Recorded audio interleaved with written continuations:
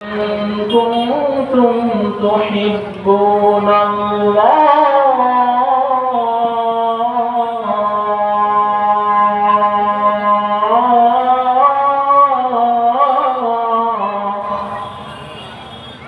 قل إن كنتم تحبون الله فاتبعوني يحببكم الله ويغفر لكم ذنوبكم والله غفور رحيم. وقال النبي صلى الله عليه وسلم: من أحب سنتي فقد أحبني ومن أحبني كان معي في الجنة أو كما قال النبي صلى الله عليه وسلم. সকলে দুরূদ ইব্রাহিম পড়ুন ইনশাআল্লাহ। اللهم صل على محمد وعلى آل محمد كما صليت على إبراهيم وعلى آل إبراهيم إنك حميد مجيد. اللهم بارك على محمد وعلى آل محمد كما باركت على إبراهيم وعلى آل إبراهيم إنك حميد مجيد. لله التكبير. আলহামদুলিল্লাহ, সমস্ত প্রশংসার মালিক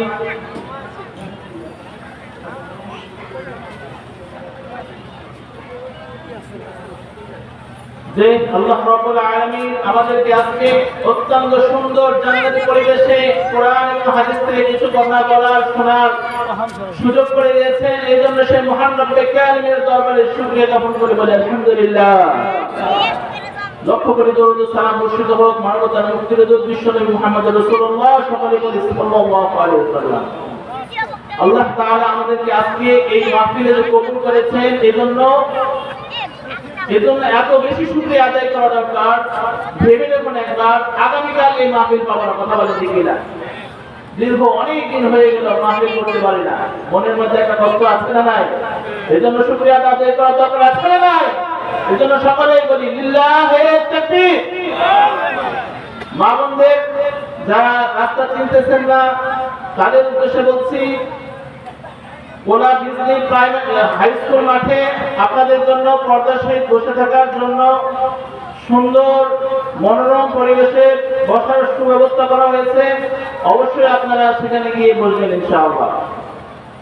আল্লাহ রাব্বুল আলামিন তার নবীকে ডেকে বলেন, কুল ও নবী আপনি বলে দেন, ইন কুনতুম তুহিব্বুনাল্লাহ, যদি তোমরা আল্লাহ তাআলাকে ভালোবাসতে চাও, ফাত্তাবিউনি, তাহলে আমি নবী আমার ইতাআত করো, আমার অনুসরণ করো, আমার পদাঙ্ক অনুসরণ করো, ফলোমি আমাকে অনুসরণ করো। তাহলে আল্লাহকে যদি ভালোবাসতে চান তাহলে কাকে ভালোবাসা দরকার? জবান খুলে বলেন, কাকে ভালোবাসতে হবে? সেই রাসূলকে ভালোবাসা শুধু মুখে বাসবো না আমল দিয়ে বাসবো? মুখে আমলে দুইটাই, কথা বলেন ঠিক কিনা? মুখে বললাম ভালোবাসি, আর অন্তরে যদি বিষ বপন করি আর আমলকে যদি ঘৃণা করি, আমল না করি, এটাকে ভালোবাসা প্রমাণিত হবে? এজন্য আল্লাহ তাআলা বললেন আমাকে ভালোবাসতে চাইলে আমার রাসূলকে ভালোবাসতে হবে। আমার রাসূলকে ভালোবাসতে চাইলে শুধু মুখে বললে হবে না, ফাত্তাবিউনি, আমার রাসূলের ইত্তেবা করতে হবে, অনুসরণ করতে হবে। আল্লাহ তাআলা দুইটা পুরস্কার রেখেছেন। আল্লাহ তাআলা ভালোবাসার বিনিময়ে ভালোবাসা দিবেন। আল্লাহ বলেন ইউহিব্বুকুমুল্লাহ, আল্লাহ তাআলা তাহলে তোমাদেরকে ভালোবাসবেন। ওয়া ইয়াগফির লাকুম যুনুবাকুম, আর দুই নাম্বার পুরস্কার হলো তোমাদের জিন্দেগীর সমস্ত গুনাহ মাফ করে দিবেন। মানে সুবহানাল্লাহ। যার জীবনে গুনাহ থাকবে না সে কোথায় যাবে? জোরে জবান খুলে বলেন, কোথায় যাবে? আমরা কি জান্নাতে যেতে চাই? তাহলে আমাদের কাজ হলো আল্লাহ এবং আল্লাহর রাসূলের ভালোবাসা। কথা বলেন ঠিক কিনা? আল্লাহ এবং আল্লাহর রাসূলকে ভালোবাসতে হবে। রাজি আছেন মুসলমান? আল্লাহ এবং আল্লাহর রাসূলকে ভালোবাসতে চাইলে পৃথিবীর সমস্ত আদর্শকে ত্যাগ করে একমাত্র আল্লাহর হুকুমের কাছে নিজের মাথা নত করে রাসূলের আদর্শকে ধারণ করে জীবনে যত সময় বাঁচবো বাকি সময় থেকে এইভাবে বাঁচতে হবে। রাজি আছেন মুসলমান? ইনশাআল্লাহ এখানে বলি, কিন্তু এই মাহফিল থেকে বের হয়ে গেলে আর ইনশাআল্লাহ থাকে না, এরকমটা করা যাবে? খারাপ লাগতেছে? আল্লাহর নবী বলেন আল্লাহর নবী বলেন তারাক্তু ফীকুম আমরাইন, ও দুনিয়ার মানুষ, বিশেষ করে ১৬ লক্ষ সাহাবাকে সামনে রেখে আল্লাহর নবী ঘোষণা দিচ্ছেন তারাক্তু ফীকুম আমরাইন লান তাদিল্লু মা তামাসসাকতুম বিহিমা। ও আমার উম্মতরা, কান খুলে শোনো, তারাক্তু ফীকুম আমরাইন, তোমাদের কাছে দুইটা বিষয় রেখে যাচ্ছি। দুইটা বিষয়। কয়টা বিষয়? দুইটা জিনিস রেখে যাচ্ছি। যদি তোমরা এই দুইটা বিষয়কে আঁকড়ে ধরতে পারো, যদি তোমরা এই দুইটা বিষয়কে আঁকড়ে ধরতে পারো, অনুসরণ করতে পারো, ভালোভাবে এই দুইটাকে বিনাওয়াজে একবারে দাব দিয়ে কামড় দিয়ে ধরে রাখতে পারো, আল্লাহর নবী বলেন তারাক্তু ফীকুম আমরাইন লান তাদিল্লু মা তামাসসাকতুম বিহিমা, তোমরা পথভ্রষ্ট হবে না। বলেন সুবহানাল্লাহ। তাহলে হেদায়েতের উপর থাকতে চাইলে কয়টা বিষয় লাগবে? কার ঘোষণা? জোরে বলেন, কার ঘোষণা? আল্লাহর রাসূলের ঘোষণা। আল্লাহর নবী বলেন দুইটা বিষয় যদি ভালোভাবে তোমরা ধরতে পারো, কখনো পথভ্রষ্ট হবে না। লান তাদিল্লু মা তামাসসাকতুম বিহিমা, কিতাবুল্লাহ, একটা হলো কিতাব আল্লাহ, একটা হলো আল্লাহর কিতাব অর্থাৎ কোরআন। বলেন সুবহানাল্লাহ। এই কোরআনকে কেউ যদি ভালোভাবে ফলো করে, কোরআন স্টাডি করে, আমল করে, বাস্তবায়ন করে, অবশ্যই সে হেদায়েত প্রাপ্ত হবে। কথা বলে ঠিক না? আল্লাহ তাআলা বলেন হুদাল লিল মুত্তাকিন, এই কোরআন এটা হলো মুত্তাকিদের জন্য হেদায়েত। কথা বলে ঠিক না? আমরা কি মুত্তাকি হতে চাই না? মুত্তাকি হতে হলে এই কোরআন মানতে হবে। এই মুত্তাকিদের জন্য এই কোরআনটা হলো হেদায়েত। কোন সন্দেহ আছে? সন্দেহ থাকলে ঈমান থাকবে না। সন্দেহ থাকলে কি থাকবে না? ঈমান থাকবে না। দুই নম্বর বিষয় হলো সুন্নাত রাসূলিহি, আর তার রাসূলের সুন্নাত, তার রাসূলের আদর্শ, তার রাসূলের আমল।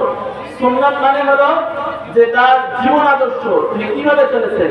আল্লাহ তাআলা ঘোষণা করেন হুয়াল্লাযী আরসালা রাসূলাহু বিল হুদা ওয়া দীনিল হাক্কি লিইয়ুযহিরাহু আলাদ দীনি কুল্লি। ওয়া সুবহানাল্লাহ। হুয়াল্লাযী আরসালা রাসূলাহু, ওই সত্তা, মহান সত্তা, যিনি তার রাসূলকে দুনিয়াতে প্রেরণ করেছেন, বিল হুদা, আল্লাহ তাআলা তাকে হেদায়েত দিয়ে প্রেরণ করেছেন, ওয়া দীনিল হক, এবং সত্য ধর্ম দিয়ে, সত্য দ্বীন দিয়ে, সত্য জীবন বিধান দিয়ে আল্লাহ তাআলা তাকে দুনিয়াতে সেন্ড করেছেন, প্রেরণ করেছেন।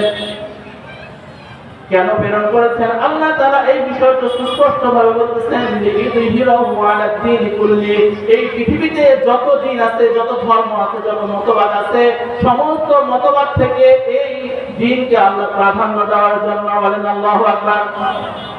কি জন্য পাঠাইলেন? আল্লাহ রাসূলকে প্রেরণ করার উদ্দেশ্য কি? এই পৃথিবীতে যত ধর্ম আছে, এই পৃথিবীতে যত মতবাদ আছে, সমস্ত মতবাদের উপরে লিইয়ুযহিরাহু আলাদ দীনি কুল্লি, আল্লাহ এই দ্বীনকে জাহির করবেন, আল্লাহ এই দ্বীনকে প্রতিষ্ঠিত করবেন। এই জন্য তার রাসূলকে প্রেরণ করেছেন। এখন দুঃখজনক হলেও সত্য কথা যে আমাদের এই পৃথিবীতে অনেক জাতি আছে, অনেক লোভী মানুষ আছে, অনেক মতবাদের মানুষ আছে, যারা দ্বীন ইসলামকে ধ্বংস করার জন্য উঠে পড়ে লেগেছে। কথা বলে ঠিক না? এদের কাজ হলো সুন্দর লেবাসে, ইসলামের লেবাসে এসে আপনাদের ধোঁকা দেবে। কথা বলে ঠিক না? এরকম আছে না নাই? আল্লাহ নবী দুইটা দাড়িপাল্লা দিয়ে গেছেন। কয়টা দাড়িপাল্লা? এই পৃথিবীতে যত ইবাদত থাক না কেন, ওই ইবাদতকে মাপার জন্য, ওই ইবাদতকে প্রমাণ করার জন্য আল্লাহ দুইটা বিষয় হয়ে গেছেন। একটা হলো আল্লাহর কোরআন, আর একটা হলো হাদিসুন নববী। বলেন সুবহানাল্লাহ। অর্থাৎ কোরআন হাদিসকে যদি আমরা আঁকড়ে ধরতে পারি, আমরা কোশ্চেনকালে পথভ্রষ্ট হবে না। কথা বলেন ঠিক কিনা? আজকে দুঃখজনক হলেও সত্য কথা, মুসলমান বলে দাবি করি, একজনে পরিপূর্ণ ইসলামের জ্ঞান রাখি না। কথা বলেন ঠিক কিনা? মিথ্যা বললাম? নিজেকে প্রশ্ন করেন, ইসলামের কয়টা বিধান আমি জানি, কয়টা বিধান সম্বন্ধে আমি জানি, কয়টা বিধান আমল করি, কয়টা বিধান মানতে পারি। বিশ্বনবী সাল্লাল্লাহু আলাইহি ওয়াসাল্লাম স্পষ্ট ভাষায় বলেছেন, ইসলাম যদি মানতে পারো তোমাদের মধ্যে শান্তি আসবে। বলেন সুবহানাল্লাহ। তাহলে আজকে থেকে ইসলাম মানবো নাকি একজন একটা যুক্তি পেশ করে দিল ওই যুক্তি মেনে নিলাম, ওই যুক্তির জন্য মারামারি শুরু করে দিলাম। কথা বলে ঠিক না? আছে না নাই? ইসলামের নাম দিয়ে বাংলাদেশে অনেক অপকর্ম হয় না, অনেক বেদাত আমল হয় না। যে যারাই করবে এটা আমল, এটা নফল, এটা ইবাদত, সেটাকে আপনি কোরআন এবং হাদিস দিয়ে মানতে হবে। কথা বলে ঠিক না? কারণ মন গড়া ফতোয়া দিয়ে ইসলাম চলতে পারে কি? রাজি আছি? মানব তো ইনশাআল্লাহ। অনেকে হয়তো রাগ করতেছেন, হুজুর এগুলো বলেন কেন? আরো সুন্দর সুন্দর ঘটনা বললেই তো হয়, সময় তো কম। এই কথাগুলো আমাদের দাওয়াতের জন্য বলতেছি। কিসের জন্য? যে আপনারা হেদায়েতের পথে ফিরে আসেন। কোরআন দিয়ে বলতেছে, এখানে যে কয়টা আয়াত লেখা আছে জানি না সব শেষ করতে পারবো কিনা, কিন্তু এই কথাগুলো আপনাদের জন্য একটা হলো মেসেজ, একটা হলো কি মেসেজ। মন দিয়ে শুনবেন। আল্লাহ রাব্বুল আলামিন ঘোষণা করতেছেন, আফাগায়রা দীনিল্লাহ ইয়াবগুনা ওয়া লাহু আসনামুন ফিল আরদ। আল্লাহ তাআলা আরো বলেন, ওয়া মান ইয়াবতাগি গায়রাল ইসলামি দীনান ফালান ইউকবালা মিনহু। তোমরা যদি ইসলাম বাদ দিয়ে অন্য কোনো বিষয়কে, যদি অন্য কোনো ধর্মকে যদি তোমরা মানো, ফালান ইউকবালা মিনহু, তাহলে আল্লাহ তাআলার কাছে সেটা গ্রহণযোগ্য হবে না। আল্লাহ তাআলার কাছে কি হবে না? গ্রহণযোগ্য হবে না। অনেক আমল আছে, মারামারি আছে আমল নিয়ে। কথা বলেন ঠিক না? সমাজে আছে না আমল আছে, এগুলো কোরআন হাদিসের কোনো ভিত্তি নাই। তার মানে কোরআন হাদিসের এগুলো হলো বিপরীত বিষয়, এগুলোর সাথে ইসলামের কোনো সম্পর্ক নেই। আল্লাহর ওয়াদা, আল্লাহর ঘোষণা হলো ইসলাম বাদ দিয়ে যা কিছু আছে এগুলো একটাও গ্রহণ করা হবে না, আল্লাহর কাছে কবুল হবে না। কথাগুলো কি স্পষ্ট ভাষায় বোঝাইতে পারতেছি? আমাদের মধ্যে কি কি আমল আছে বলেন তো, যেগুলো ইসলামের নাম দিয়ে চালিয়ে দেওয়া হয় অথচ ইসলামের সাথে কোনো সম্পর্ক নাই? বর্তমানে ঈদে মিলাদুন নবী, সত্যি করে বুকের উপর হাত দিয়ে বলেন তো, নবী কয়টা ঈদ পালন করছেন? নবী কয়টা ঈদ পালন করছেন বলেন তো? এখন তো অনেকে দাবি দেওয়ার হুজুর ঈদ তো 3টা আমাদের, কয়টা? মানতেই যখন হবে কম মানব, 3টা হুজুর। কিন্তু আমার নবী কি 3টা ঈদ পালন করেছেন বলেন? তাহলে আমি কিসের ভিত্তিতে ঈদ পালন করব? এই ঈদ পালন করতে হলে কোরআন হাদিসের ডকুমেন্টস লাগবে। কথা বলেন ঠিক কিনা? রাগ করতেছেন? এটা হলো একটা 1 নাম্বার মেসেজ আজকে দিনের জন্য। এই রবিউল আউয়ালকে ঘিরে বিদআতীরা অনেক রকম বিদআত করতেছে, মনে করতেছে এটাই দিন। আল্লাহ তাআলা সুস্পষ্ট ঘোষণা হলো, ওয়া মান ইয়াবতাগি গায়রাল ইসলাম বাদ দিয়ে যা কিছু আছে তারা ইউকবালা মিন, একটাও গ্রহণ করা হবে না। তাহলে প্রত্যেকটা আমল, যদি আমল বলতে চায় ওটা ইসলাম সমর্থিত করতে চায়, তাহলে কোরআন হাদিসে দলিল লাগবে। কথা বলেন ঠিক কিনা? রাজি আছে মুসলমান? এরপরে বিশ্বনবী সাল্লাল্লাহু আলাইহি ওয়াসাল্লাম বলেন, আলাইকুম বিসুন্নতি ওয়া সুন্নাতিল খুলাফাইর রাশিদিন। তোমাদের উপর আবশ্যক হলো আলাইকুম বিসুন্নতি, আমার সুন্নাত অনুসরণ করা। আর সুন্নাত, যে কাজ রাসূল করে নাই ওই কাজ করা যাবে? যে কাজ রাসূল করে নাই ওই কাজ করা যাবে? আল্লাহ নবী বলেছেন, আমার যেগুলো আমল এগুলো আগে করো, এগুলো তোমাদের উপর ওয়াজিব। আলাইকুম বিসুন্নতি ওয়া সুন্নাতিল খুলাফাইর রাশিদিন ওয়াল মাহদিয়িন। যারা খুলাফায়ে রাশিদিন তাদের সুন্নাতকে তোমরা আঁকড়ে ধরো, এগুলো মানো। তাহলে বলেন তো, বর্তমান সমাজে এমন অনেক আমল আছে যেগুলো রাসূলের যুগে ছিল না, সাহাবীদের যুগে ছিল না, খুলাফায়ে রাশিদিনদের যুগে ছিল না। কথা বলেন ঠিক কিনা? এরকম আমল আছে না নাই? অনেকেই হয়তো রাগ করতেছে, রাগ করলে কিছু করার নাই। এই মেসেজগুলো আল্লাহ অবশ্যই আমাকে বলার জন্য বলছে। কথা বলে ঠিক কিনা? বুঝলে বুঝ, না বুঝলে। এরপরে বিশ্বনবী সাল্লাল্লাহু আলাইহি ওয়াসাল্লাম বলেন, যারা আলাইকুম বিসুন্নতি, আমার সুন্নাত হলো তোমাদের উপর অত্যাবশ্যক।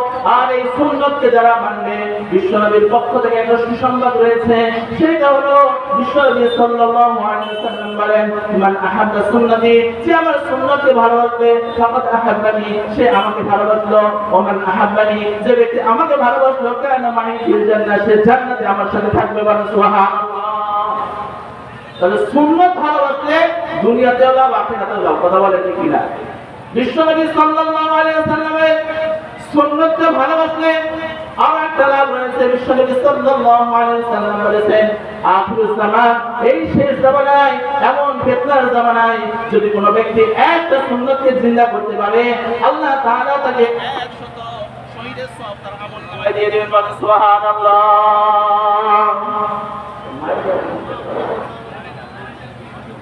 তাহলে নবী সাল্লাল্লাহু আলাইহি ওয়াসাল্লাম আরো একটা ঘোষণা হলো, এই আখির জামান, এই ফিতনার জামানায় একটা সুন্নতকে যে ভালোবাসবে, আল্লাহ তাআলা তাকে 100 শহীদের সওয়াব তার আমলনামায় দিয়ে দেবেন। সুবহানাল্লাহ। এই সওয়াব আমরা চাই না। জীবনের প্রত্যেকটা বিষয়ে আল্লাহ এবং আল্লাহর রাসূলকে আমাকে হাকিম মানতে হবে, বিধানদাতা মানতে হবে। কথা বলেন ঠিক কিনা? আল্লাহকে বিধানদাতা না মানতে পারলে, রাসূলের আদর্শ অনুযায়ী জীবন পরিচালনা না করতে পারলে, আল্লাহ বলেন তারা ঈমানদারই না। বানাই বলতেছে সূরা আন-নিসা, সূরা আন-নিসা 65 নম্বর আয়াত আল্লাহ তাআলা বলেন, ফালা ওয়া রাব্বিকা লা ইউমিনুনা হাত্তা ইউহাক্কিমুকা ফীমা শাজারা বাইনাহুম। আল্লাহ তাআলা শপথ করে বলতেছেন, ফালা ওয়া রাব্বিকা, ও মুহাম্মদ তোমার রবের শপথ। আল্লাহ নিজের সত্তার উপরে শপথ করে বলতেছেন। সুবহানাল্লাহ। বিষয়টা গুরুত্ব আছে না নাই? অনেকে বলে না, আমার বাবার কসম পেয়ে বলতেছি ভাই এই কাজ আমি করি নাই। ওই কথার একটা আলাদা একটা জোর আছে না? ওই কথার একটা আলাদা মূল্য আছে না? আল্লাহ তাআলা নিজের সত্তার শপথ করে বলতেছেন, ফালা ওয়া রাব্বিকা লা ইউমিনুন। তোমরা খবরদার, আল্লাহ নিজের শপথ করে বলতেছেন তোমরা মুমিন হতে পারবে না ততক্ষণ পর্যন্ত, হাত্তা ইউহাক্কিমুকা ফীমা শাজারা বাইনাহুম, যতক্ষণ পর্যন্ত রাসূল আপনাকে তাদের মধ্যে যে সৃষ্টি হবে, এই সমস্যার সমাধান, এই সৃষ্টির সমস্যার যেই সৃষ্টি হয়েছে এটার বিচারক যতক্ষণ আপনাকে না বানানো হবে ততক্ষণ পর্যন্ত তারা মুমিন হতে পারবে না। বলেন আল্লাহু আকবার। তাহলে আমাদের সমাজে যেগুলো নিয়ে কিলাকিলি আছে, ঘুটাঘুটি আছে না নাই?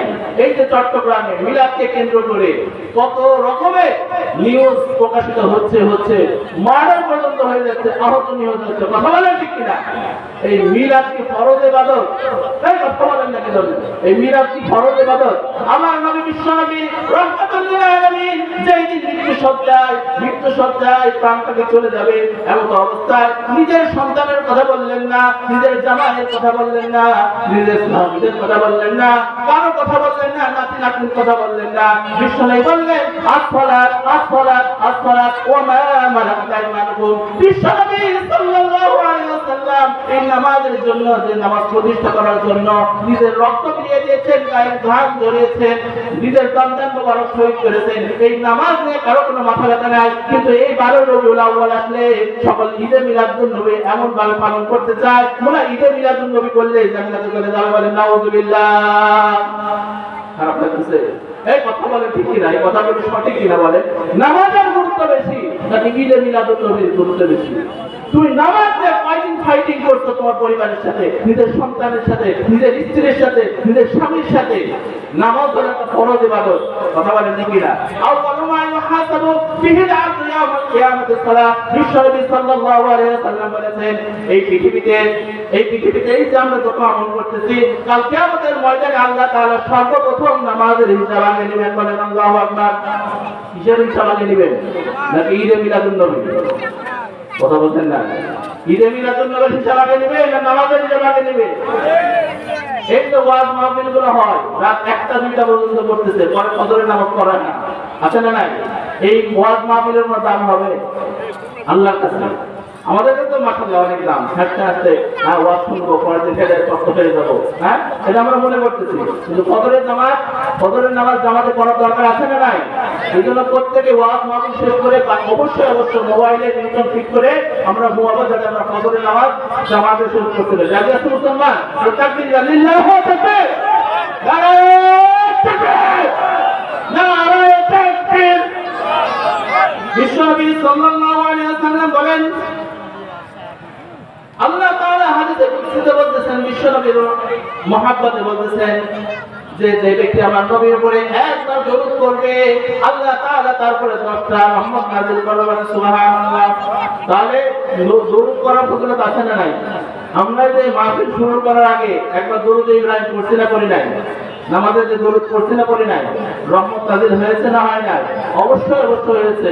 এই দরুদকে কন্টিনিউ করতে হবে। প্রতিদিন রাতে ঘুমানোর আগে কমপক্ষে 1000 বার করে 1000 বার দরুদ পড়ে আমাদের ঘুমাইতে হবে। রাজি আছেন মুসলমান?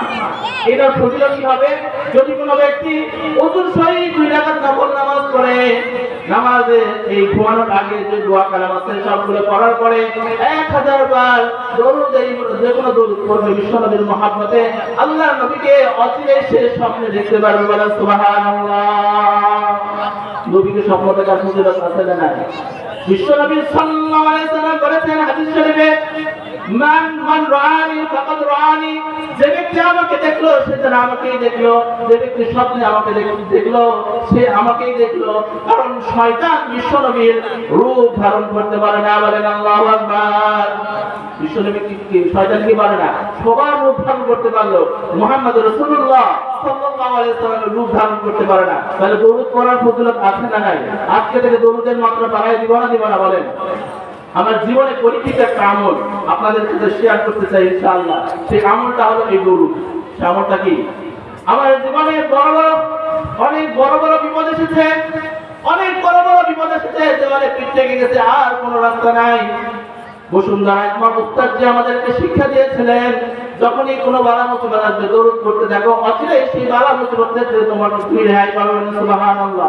আমার জীবনের পরীক্ষিত আমল, আমি পরীক্ষা করে দেখেছি, যখনই বালা মুসিবত আসে বেশি বেশি দরুদ করি, আল্লাহ আমাকে বিপদ থেকে রক্ষা করে দেন। সুবহানাল্লাহ। আমি কসম করে বলতেছি, আল্লাহ কসম করে বলতেছি, আপনার যত বড় বিপদ হোক আপনি দরুদের উপর আমল করেন, ইনশাআল্লাহ সুম্মা ইনশাআল্লাহ অবশ্যই অবশ্যই আল্লাহ আপনাকে বিপদ থেকে পরিত্রাণ দান করবেন। সুবহানাল্লাহ। এই একই নিয়ে যদি আপনি দরুদ পড়ি, অবশ্যই আল্লাহ আপনাকে কি করবেন? এই দরুদের ফজিলত অবশ্যই অবশ্যই পাবেন ইনশাআল্লাহ। তাহলে নবীর ভালোবাসা আমাদের দরকার আছে না নাই? নবীর মিলাদে, নবীর জন্মে আমরা খুশি না বেজার? নবীর জন্মে আমরা খুশি না বেজার? এটা আলোচনা করা হচ্ছে, এটা নবীর মহব্বতে না নবীর সাথে দুশমনিতে? নবীর মহব্বতে। কথা বলেন ঠিক কিনা? বিশ্বনবী সাল্লাল্লাহু আলাইহি সাল্লামকে শুধু আমরা ভালোবাসি দাবি না, এরকম না, সাহাবায়ে কেরাম ভালোবাসতেন, এমনকি শয়তান ইবলিস শয়তানও ভালোবাসতেন। বিশ্বনবী যেদিন দুনিয়া থেকে মৃত্যুবরণ করেন সেই দিন সবচেয়ে বেশি কেঁদেছেন হলো ইবলিস। ঠিক আছে? ইবলিস কাছে শুধু ইবলিস না, আর শুধু আমরাই না, এই পৃথিবীতে যত ধর্মের অনুসারী আছে সবার কাছে আমার নবী, আপনার নবী, প্যারা নবী মুহাম্মদ রাসূলুল্লাহ সাল্লাল্লাহু আলাইহি ওয়াসাল্লামের মুহাব্বতের মানুষ। বলেন সুবহানাল্লাহ। এই নবীকে শুধু আমরা ভালোবাসি এরকম না, পৃথিবীর সব ধর্মের মানুষও ভালোবাসে। বলেন সুবহানাল্লাহ। আপনি যদি ইংল্যান্ডে যান তাহলে দেখবেন ইংল্যান্ডে ব্রিটিশ মিউজিয়ামে অ্যান্টাসি সাদা পাথরের ফলকে লেখা রয়েছে, as a father, as a teacher, as a law giver, as a lawmaker, as a reformer of the society, Muhammad is the superman of the world. Allahu Akbar. বাবা হিসেবে, নেতা হিসেবে, সমাজ সংস্কারক হিসেবে মুহাম্মদ রাসূলুল্লাহ সাল্লাল্লাহু আলাইহি ওয়াসাল্লাম হলেন এই পৃথিবীর একজন সুপারম্যান, মহামানব। সুবহানাল্লাহ। এটা কোথায় লেখা আছে? খ্রিস্টানদের জাদুঘরে। তাহলে খ্রিস্টানরা আমার নবীকে ভালোবাসে না বাসে না? কথা বলেন। এরপর আছেন ভারতের বিশিষ্ট নেতা Mahatma Gandhi.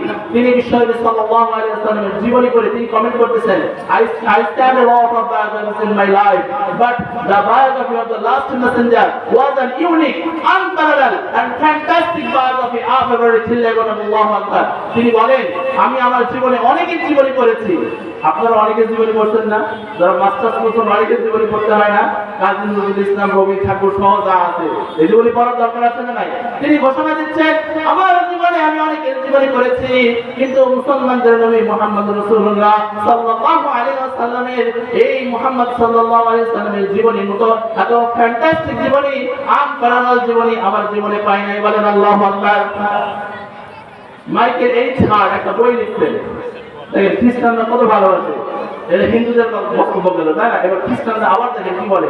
Michael H heart, যারা ইংলিশ লিটারেচারে যারা পড়াশোনা করেন তারা মাইকেল এইচ হার্ট এই নামটা শুনে থাকবেন। কথা বলে ঠিক কিনা? মাইকেল এইচ হার্ট একটা বই লিখছেন, দি 100 এ ranking of the most influential person in history. এই পৃথিবীতে যত মহামনীষী ছিল 100 জন মনীষীর জীবনী তার বইয়ের মধ্যে তিনি সংকলিত করেছেন। তিনি তার ধর্মের নবী জিসাস ক্রাইস্ট, যীশু খ্রিস্টের জীবনী নিয়েছেন। যোসেফ ইউসুফ আলাইহিস সালামের জীবনী এনেছেন, মুসা আলাইহিস সালামের জীবনী এনেছেন, আদম আলাইহিস সালামের জীবনী এনেছেন, আব্রাহাম ইব্রাহিম আলাইহিস সালামের জীবনী এনেছেন, স্যার আইজাক নিউটনের জীবনী এনেছেন। এই পৃথিবীতে বিশ্বকাপনে যত মনীষী ছিল 100 জন মনীষীকে বেছে তার এই বইয়ের মধ্যে এনেছেন। কিন্তু খ্রিস্টান হয়েও সর্বপ্রথমে 1 নম্বরে র্যাঙ্কিং জায়গায় রেখেছেন তিনি হলেন আমার নবী, আপনার নবী, প্যারা নবী, বিশ্ব নবী মুহাম্মদ রাসূলুল্লাহ সকলে পড়ে সাল্লাল্লাহু আলাইহি সাল্লামের জীবনী বলে সুবহানাল্লাহ। খ্রিস্টান হয়েও আমার নবীকে সম্মান বেশি দিয়েছেন মহব্বতে না দুশমনিতে? মহব্বতে। তাহলে খ্রিস্টানরাও ভালোবাসে। বৌদ্ধদের সবচাইতে বড় বিশ্বের মধ্যে সবচাইতে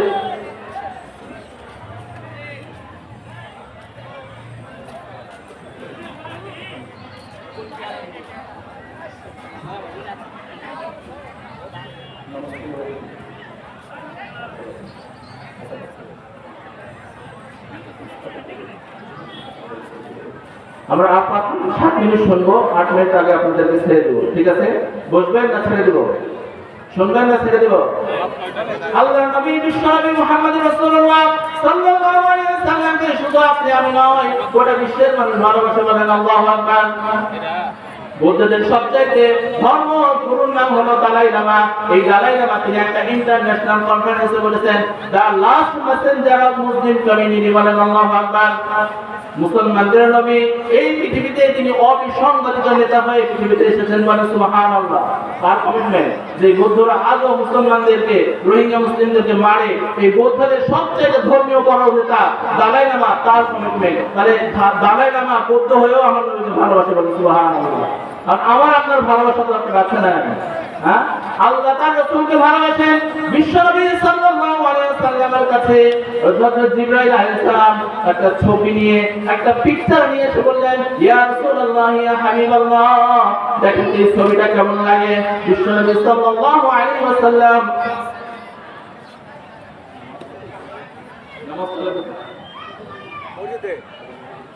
নামাজ পড়তে পারি, আমরা নামাজের প্রস্তুতি ইনশাআল্লাহ, তাই না? আল্লাহ তাআলা আমাদেরকে যা কিছু বললাম শুনলাম আমল করার তৌফিক দান করুন, সকলে বলে আমিন। আল্লাহ আমাদের জীবনটাকে সহজ করে দিন, সুন্নাতের জন্য কবুল করে নিন, সকলে বলে আমিন। নামাজের প্রস্তুতি ইনশাআল্লাহ, নামাজের পরে আবার আমরা পুনরায় আমাদের এই কার্যক্রম শুরু হবে ইনশাআল্লাহ। দ্রুত নামাজ পড়ে সুন্নাত করে ভেতর করে দ্রুত চলে আসবে ইনশাআল্লাহ। আসসালামু আলাইকুম ওয়া রাহমাতুল্লাহি ওয়া বারাকাতুহু।